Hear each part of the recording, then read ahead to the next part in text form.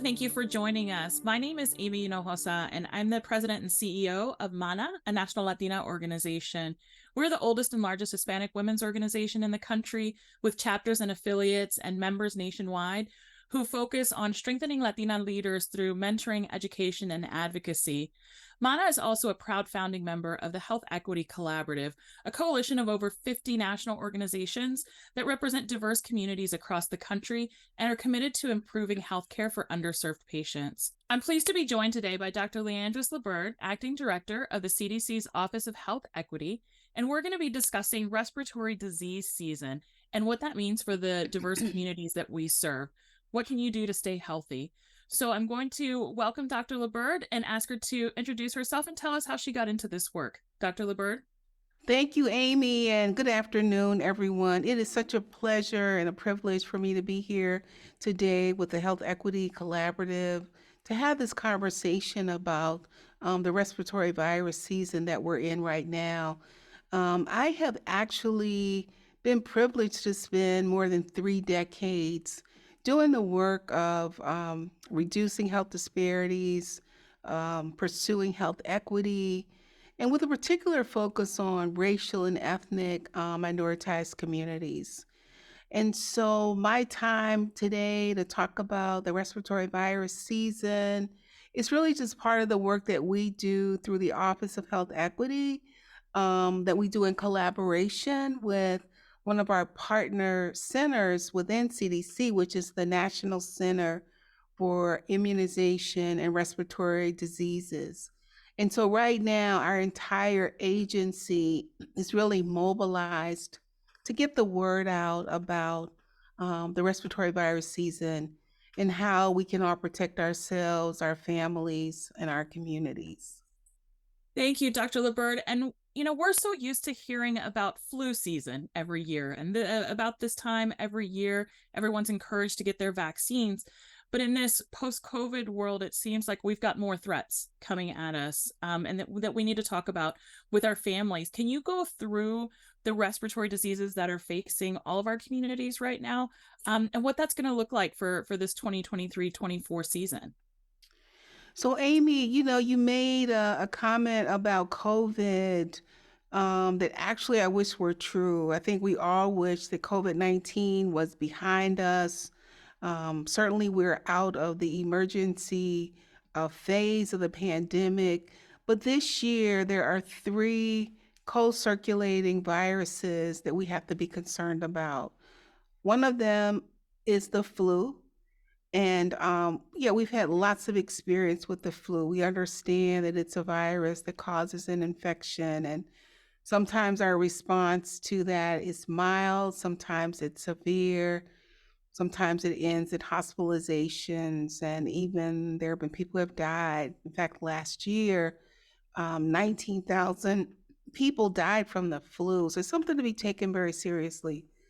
We all have experienced, I would say, the devastation of COVID, but we're in a very different place this year. And similarly, the other virus that is co-circulating is RSV, which is the letters for respiratory syncytial virus. So we'll just talk about it as RSV, and all of them can affect our respiratory system. And so the good news is that there are vaccines that are available and other things that we can do to protect us as we're moving through this season. I think you asked a question about, I guess, what we're anticipating for this year. And it's really hard to know. And we're in the season right now. When we first started our outreach, we started around September. And the respiratory virus season tends to run from October through as late as May, but peaking around February. So we're still wanting to get the word out and encourage people, particularly to get a vaccination for this year. But we can never really anticipate how intense the viruses are going to be and how impacted our communities will be. Right now, we're seeing relatively low levels um, of virus activity, but it also depends on like your age range, um, how how much you're being impacted. But we can't know in advance, which is why we're very big on prevention. As we get ready to gather, and we just passed Thanksgiving and we're getting ready for the end of year holidays, and we'll be gathering with friends and family, who should be prioritizing getting each of these vaccines? So let me say that for the flu, for COVID-19, as well as for RSV, for the flu, we say anyone 6 months of age and older should get a flu shot. And if you are 65 years of age and older, we especially want you to get a flu shot. Similarly, for COVID-19 and the updated vaccine that's available, if you're 6 months of age or older, and also 65 years of age and older. And we understand, like when you're young, when you're 6 months and, at the infant stage, immune systems are still developing. And so sometimes our babies can be a little bit more at risk. Um, in terms of RSV, we think that infants should also, you should talk to your pediatrician about whether they should get the RSV shot. Um, Pregnant patients are also eligible. And again, talk to your physician about that. And then adults who are 60 years of age and older. So those are the groups that, as we are gathering for the holidays, that we want to really encourage our family and friends in those age groups to be sure that they're protected um, as we're going through the holidays and spending time together, and a lot of times with a lot of people together in close proximity. And can you remind us what vaccines are actually meant to do? It doesn't mean that you won't get sick, correct? That is correct. They don't prevent you from getting the flu or COVID or RSV, but what they will do is to reduce the likelihood that you will have a severe case of any of those infections that would land you in the hospital, or ultimately having an even more severe outcome. So it's our opportunity to decrease the likelihood that we will get very, very sick from any of these viruses. So, my organization, MANA, and our coalition, the Health Equity Collaborative, we really concentrate on diverse communities, right? In our case, Mhm. the Latino population and families. But how are diverse populations impacted differently by respiratory diseases? So the primary differences and the reason why I think we see more, uh, serious outcomes associated with these um, diseases is the greater likelihood that people who are African American or Hispanic and Latino um, won't have health insurance, given the kinds of occupations that um, the majority of our community works in, not necessarily having paid sick leave, to be able to take time off when we are sick and shouldn't be around others. Maybe not having transportation to be able to go to access the vaccines.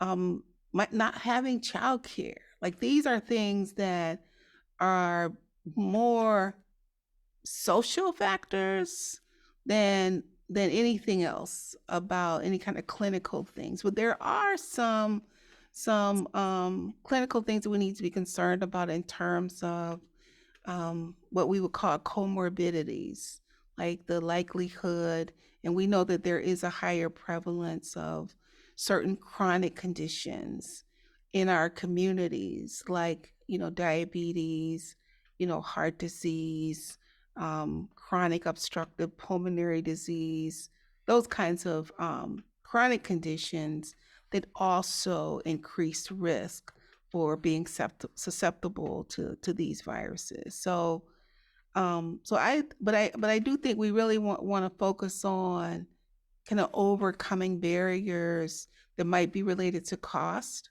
that might be related to access. And then the last thing I'll mention about that is this whole issue around health literacy and really understanding, as we've been talking about it, why we should accept these vaccinations. I think the other piece that I will mention is a history of distrust of the healthcare system that continues. People still distrust the healthcare system. There are still instances where we see differentials, if you will, in the quality of care. There are experiences of racism, um, unconscious biases, and other forms of discrimination that people encounter when they go to the doctor and to other health systems. So there are lots of what we describe as social determinants of health that continue to be at play. And you're right. This is why it's so important for us to have conversations like these and share the information widely. And I think it's also important to note when you get your own vaccines to let other folks know that someone in a trusted position, someone that they value and respect, is also getting vaccinated as we go along. There has been some confusion, Dr. Liburd, in who can receive which vaccinations and where. So if you don't mind, I'd love to go through and talk about each individually. If you want the flu vaccine, how do you go about getting that? Is it readily available? Is it free? The flu vaccine should be readily available for everyone who wants one. There is a website that's part of a collaboration that CDC does with the Ad Council and the American Medical Association, and it's getmyflushot.org. Getmyflushot.org. And if you click on that, it will tell you where you can get a flu shot in your community, the one that would be closest to you.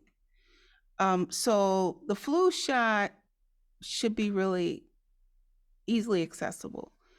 And I do want to acknowledge that we are hearing that that's not necessarily the case for everybody, but again, we're working to really decrease barriers to getting a flu shot. Now, the COVID-19 updated vaccine, CDC is sponsoring a program called the Bridge Access Program. And the Bridge Access Program makes the COVID-19 updated vaccination available to people who don't have health insurance, so they should be able to get a flu shot, an updated COVID vaccination free. Or if you are underinsured, you should be able to get that vaccination at a reduced cost. And the major pharmacy chains are participating, like Walgreens, CVS, Rite Aid. There's also a collaboration of private pharmacies that are participating through an organization called True North. And then the other places can go to federally qualified community health centers, which I think most of us have access to, and the local health department in your community. And there are also some providers, some private physicians who are participating in the Bridge Access Program. Now, in terms of RSV, that's a little bit different. um, because you need to have a provider who actually prescribes that for you. And so those that is not free that I am aware, but it's worth inquiring of your provider um, if that vaccination is available through them and what you need to do to get it. Can you tell us what our elders need to do? Those that are on Medicare, and how do they get access to a vaccine? Yeah, so I would, check with, yes, because Medicare is covering these vaccinations. And so I would definitely check with your provider, whoever your doctor is, or whatever the health system is that our elders are accessing. Check with them to find out what they have to do in order to get any of these vaccinations. And what about children who are uninsured? How would one go about getting vaccinations for their uninsured children? Yeah, so there's a program the CDC sponsors called Vaccines for Children that are intended for, again, let me say that makes access to vaccinations free if children are uninsured, if they are Medicaid eligible, or if they are underinsured. And so I would check with your local health department about how to give your children access to the Vaccine for Children's program to know exactly what to do to get that vaccination, to be able to take advantage of that program. Word of mouth is so important, particularly in the Latino community. And I imagine so many of our other underserved communities Mhm. really rely on that trusted person in the neighborhood, a trusted family member.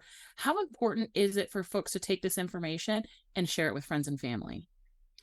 Well, I think it's absolutely critical because um, the likelihood that people in the community will believe and accept the guidance from someone that they know, who they've known for a long time, who they trust and respect is much greater than just coming from those of us in the public health community. But I think what we can do is we can put forward our best information, the best data that we have, the best knowledge that we have, and give people a chance to really sit with it and talk about it among friends and family.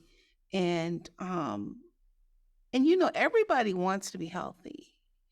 Nobody wants to set themselves up to get sick and have to miss, a week's worth of work or important family gatherings. Um, but I also understand that some people see, particularly the respiratory viruses, as something of a gamble. Well, I don't, I might not get it. I never got, what, all of those kinds of things go on. But I think when you are trusted and when you know how to engage in these conversations in a way, um, that is measured, respectful, um, and one that you can say, this is what I'm going to do. This is what I'm encouraging my family to do. I think that's the best way to really approach these conversations.